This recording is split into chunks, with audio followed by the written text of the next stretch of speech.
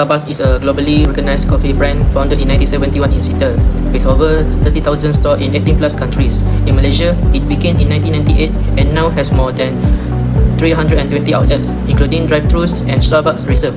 Known for its focus on human connection and inclusion, Starbucks uses a metric structure to balance global strategy with local needs. We choose Starbucks for its strong reputation in managing organizational behavior. With a positive work culture, effective leadership, and strong communication, using resources like case studies and reports, we explore key concepts such as motivation, teamwork, and inclusive practice. This project shows how Starbucks applies theory and real-world settings to drive success through people and culture. About the organization structure of Starbucks, the first one is functional structure. The company is divided into different departments such as human resource, finance, and marketing. Each department focuses on its own tasks to prevent employee confusion. The second one is the geographic structure. In different countries and regions, they have their own team and business strategy to meet local market needs and cultural preference. The third is the product team. The different teams are responsible for different products such as the coffee, mug, and souvenir. The store team got three main characters. The first one is the store manager. The store manager is responsible for store operating, setting sales target, training employee, ensuring customer certification, and implementing company policies. And the second is the supervisor. Supervisor manages the store when the store manager is absent. The supervisor got similar duties with store manager, but less responsibility than the manager. And the third is the barista. Barista need to prepare things and food according to receipt and serve the customer. In conclusion, Starbucks organization structure type is tall hierarchical structure. The Starbucks manage the team first is partner culture. Employee call each other partner to promoting equity, closeness, cooperating, and improving efficiency. Besides that, Starbucks provide 2 ways of training, including coffee preparation, customer service, emergency handling, and learning the company history. In addition, Starbucks offers tuition, reimbursement, medical insurance, and care funds to increase employee loyalty to the Starbucks. Starbucks Malaysia uses a clear hierarchical structure from baristas up to the country manager to ensure smooth operations and accountability. Team dynamics are managed well through training, surveys, and open communication, helping staff feel valued and heard. The country manager, Dato Sidney Quays, holds legitimate, expert, and referent power. He leads strategic planning and brand development, influencing all areas of the business. Other power types like reward and informational power also play a key role. For example, bonuses and performance reports help drive motivation and decisions. Although organizational politics exist, they are kept ethical and merit-based. HR ensures fairness and promotions are even based on performance. Overall, Starbucks Malaysia stands out using power and politics positively, creating a motivated, influencing, and high-performing work environment. Starbucks culture is actually very interesting. It treats employees and customers very well. First of all, Starbucks call employees as a partner. Starbucks respect their idea and treatment more than ordinary company. Starbucks will help them to grow, provide development support to everyone, and give the work experience and help in life. Starbucks give employee great respect. Doesn't care about the skin color, race, and gender of employee, and will fair to every employee. Starbucks often allow employees to share their ideas and feedback.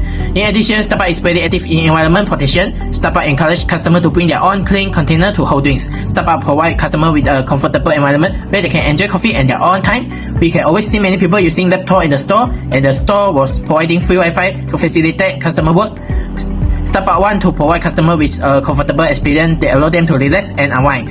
There has been some conflict before. One of the Starbucks clashes was the arrest of 2 black men at the Philadelphia Starbucks in 2018. A racist white manager called the police on 2 black men because she felt that they was causing trouble because they didn't make any purchase in the store. This goes against Starbucks culture of respecting every customer. The incident sparked nationwide protests. The CEO formally apologized to the 2 men and the puppet. The Starbucks closed 8,000 stores nationwide for a day to provide anti-bias and racist equality training to nearly 175,000 employees.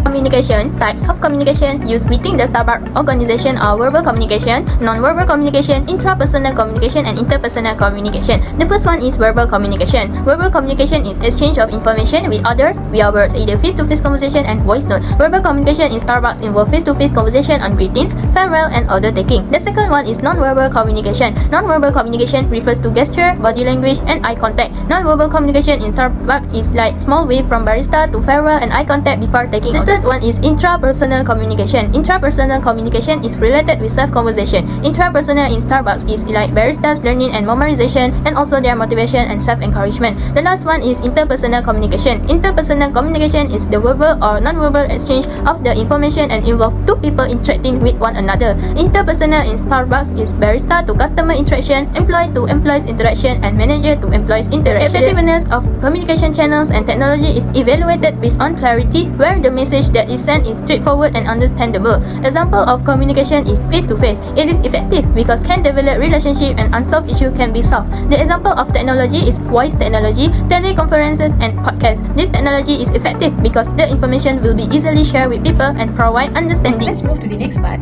Organization process of Starbucks Malaysia. Starbucks follows a focused differentiation strategy. This means they try to offer more than just coffee.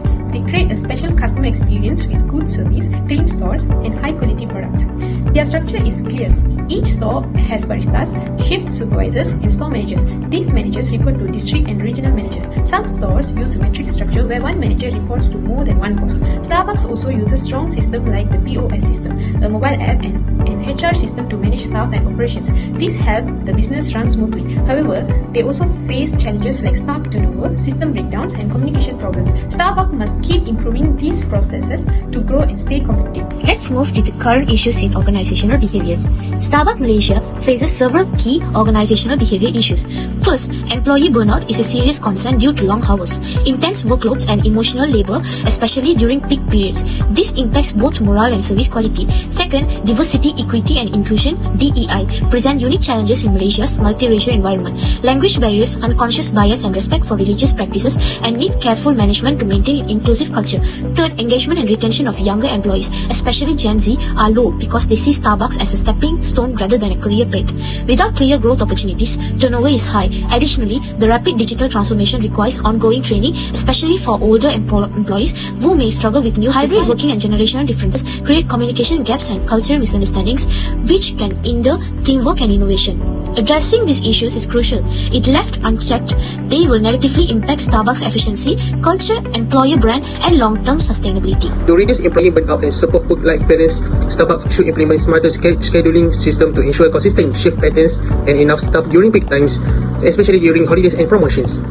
Managers also need to enforce proper break times and provide mental health support through counseling and stress management workshops. Additionally, Starbucks Malaysia should improve its diversity, equity, and inclusion (DEI) practice by providing unconscious bias training for managers, ensuring fair and inclusive hiring and promotion. All employees, regardless of race, religion, or background, should have equal opportunities for career advancement. The company should also honor cultural and religious practices by providing prior rules for Muslim employees and equal holiday leave for celebrations such as Hari Raya, Deepavali, and Chinese New Year. To support a more inclusive workplace, Starbucks should offer training and communication materials in multiple language and supports employees with disabilities by providing sign language training and visual aids. As digital technologies evolves, Starbucks must provide regular micro-training sessions to help employees adapt to new systems without replacing the human touch that defines the Starbucks experience. Staff should also receive guidance on maintaining personal customer connections in digital environment. Finally, to strengthen its hybrid work culture, Starbucks should organize regular in-person team days to foster celebration and team spirit. Virtual team building activities and informal online interactions can also help maintain strong social ties among remote staff. Managers must receive proper training in remote leadership and communication to ensure productivity and unity remain strong in flexible work settings. This action together will help Starbucks build a more supportive, inclusive, and future-ready workplace. In conclusion, to create a healthier, more inclusive, and future-ready workplace, Starbucks must take deliberate steps in improving its organizational practices. Addressing employee burnout through smarter scheduling and mental health support will enhance staff well-being and productivity. Strengthening diversity and inclusion by promoting fair opportunities and respecting cultural and religious needs will foster a more supportive environment for all employees. By embracing multilingual communication and expanding support for employees with disabilities, Starbucks can ensure no one is left behind. As digital technologies continue to evolve, regular training must be provided without losing the human touch that defines the Starbucks experience.